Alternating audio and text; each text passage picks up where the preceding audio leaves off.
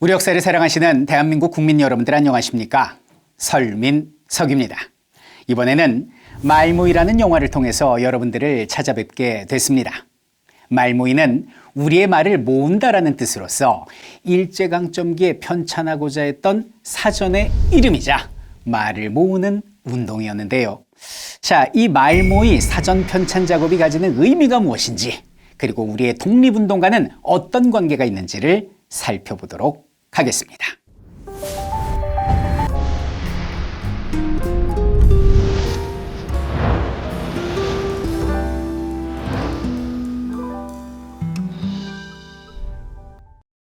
세종대왕님께서 국민정음을 창제하신 이후에 후손들은 한글을 하찮은 문자 정도로 무시를 했고 연구와 재정립에도 소홀했습니다.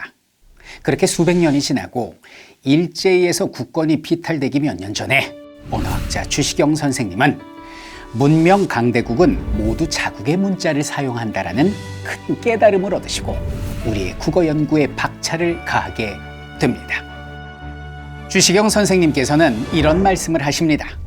봐라, 지금 일본이 우리를 침략했으니 앞으로 우리의 근본을 무너뜨리려 할 것이다. 그 근본 중 가장 중요한 것이 문화고 그 문화를 지탱하는 것이 우리의 언어다.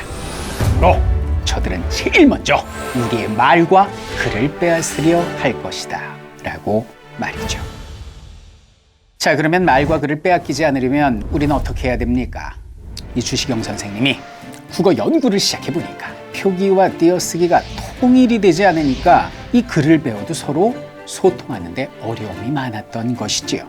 그래, 이제라도 늦지 않았으니까 우리의 말들을 모아서 통일된 사전을 만들면 그것이 우리 국어의 기준점이 되지 않겠나라는 생각을 하셨고, 그래서 사전 편찬 작업을 시작하게 되십니다. 그러나 얼마 되지 않아 주시경 선생께서는 세상을 떠나게 되었고 일제 탄압에 사전 작업에 동참했던 사람들도 뿔뿔이 흩어져서 그만 사전 작업은 중단되게 됩니다. 자, 그렇게 15년이 흐릅니다. 그 이후에 뜻있는 분들이 다시 모여서 주시경 선생의 뒤를 이어 사전 편찬 작업을 재개하게 되는데요. 1929년 조선어학회에 108명의 위원들이 모여서 조선 사전 편찬회를 조직하게 됩니다. 자, 이들은 사전을 만들기 위한 첫 번째 단계로 1933년에 한글 맞춤법 통일안을 발표하게 됩니다. 자, 맞춤법이 왜 필요합니까? 자, 사전에 글을 기록해야 되는데, 예를 들면 빛을 비추다라고 기록을 해야 되는데 이 받침을 치읓을 써야 할지 시읒을 써야 될지, 아니면 빛 다음에 을을 써야 될지 칠을 써야 될지 사전에 기록을 어떻게 할 것인가를 먼저 고민을 했던 것이지요. 자, 그리고 두 번째 단계는 표준어를 정하는 것이었습니다. 하나의 사물을 두고 지역별로 사용하는 표현이 각기 달랐기 때문에 하나의 기준점을 정할 필요가 있었던 거예요. 그래서 표준어를 정하는데 무려 3년의 시간이 걸리고 그 결과 6,100여 개의 표준어가 지정되게 됩니다. 자, 이제 표준어도 나왔습니다. 그런데 이 표준어를 정하고 나니까 표준어를 제외한 다른 지역의 말들은 다 사투리가 되잖아요. 하지만 각 지역의 사투리도 결국 우리의 말이고 이 사전에 사투리가 수록이 돼야 각 지방에 있는 분들이 이 우리 지역에서 쓰는 이 말이 표준어로는 이렇게 지정됐구나를 알게 되고, 그래야 또 서로 소통할 수 있지 않겠습니까? 그래서 팔도의 사투리를 모아야 할 말모이의 필요성이 대두된 것이지요. 당추당, 고초장, 꼬장, 땡추자이, 꼬이장, 꼬치장, 고치장, 고추장, 고추장. 자, 이렇게 말이 지역별로 다 다릅니다. 근데 문제는 이 말을 어떻게 모을 것인가였습니다. 야, 이거 어떻게 모을까를 고민하다가 획기적인 아이디어가 등장을 하게 됩니다. 당시 조선어학회에서는요, 한글이라는 잡지를 전국적으로 간행을 하고 있었는데 그 잡지에 전국의 사투리를 모집합니다라는 광고를 실으면 되지 않겠냐라는 것이었어요. 근데 이게 대박이 납니다. 이 광고를 본 전국의 학생들을 비롯한 남녀노소가 자신의 지역에서 쓰는 말을 기록하고 심지어는 뜻까지 풀어서 막 이 편지로 적어 보내는데 편지가 이 조선어학회로 물밀듯이 들어오는 거예요. 전국적인 참여로 모인 우리의 말은 다시 같은 의미로 사용되는 단어, 그리고 옛말, 새말, 사투리, 전문어, 고유명사 등으로 일일이 구분돼서 가려내어져서 차츰 우리의 사전은 형태를 갖추어 가게 됩니다. 자, 이렇게 다시 시작된 사전 편찬 작업은 무려 13년에 걸쳐서 비밀리에 진행되게 됩니다. 아니 근데 이게 뭐예요 이게? 이게 다 말이죠. 말? 아니 10년 동안 돈을 모아야지 그래 말을 모아서 뭐예요? 그거 어디다 쓴다고? 어디다 쓰긴요. 사전 만들어야죠. 자, 그럼 일본은 이 조선어 사전 편찬 작업을 어떻게 생각하고 있었을까요? 당시 사전 편찬 작업이 한창이던 3, 40년대는 일제 탄압이 절정으로 가던 시기였습니다.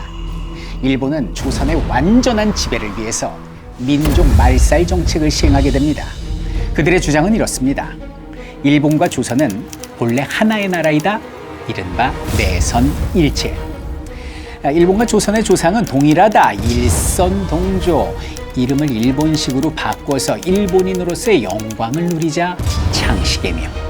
황제의 국가에 신하된 백성으로 충성을 다하자 황국신민. 자, 이런 말들을 외치면서 우리의 가슴 속에 있는 민족성을 말살하기 위한 다양한 수단을 강구했던 것이지요. 일제는 집권 초기부터 국어 시간에 일본어를 가르치고 우리 조선어는 한문과 함께 배우는 외국어 취급을 했습니다. 그리고 민족 말살 정책 시기에 이르러서 우리 말과 우리 글을 학교 수업에서도 사실상 폐지시키는 만행을 저지르게 됩니다. 国内で朝鮮語が禁止されたのはいつのこと？慶応第一中学の学生なら最も忠実な国国市民にならなければならない。 이런 상황 속에서도 당시 조선어학회는 우리말 사전을 편찬하고 있었으니까 일본의 입장에서는 자신들의 정책에 정면으로 위배되는, 도전하는 위험한 행위라고 판단을 했던 것이죠.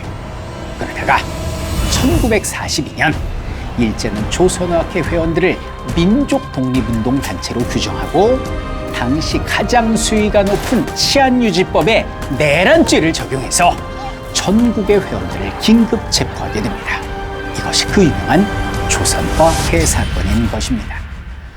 이러한 조선어학회 사건으로 검거된 회원분들 중에 이윤재, 한징 두 분이 감옥에서 옥살을 하시고요. 다른 분들도 말로는 표현할 수 없는 모진 고문을 겪어야만 했으며 결국 살아남은 회원들도 광복 이후에나 석방되게 됩니다.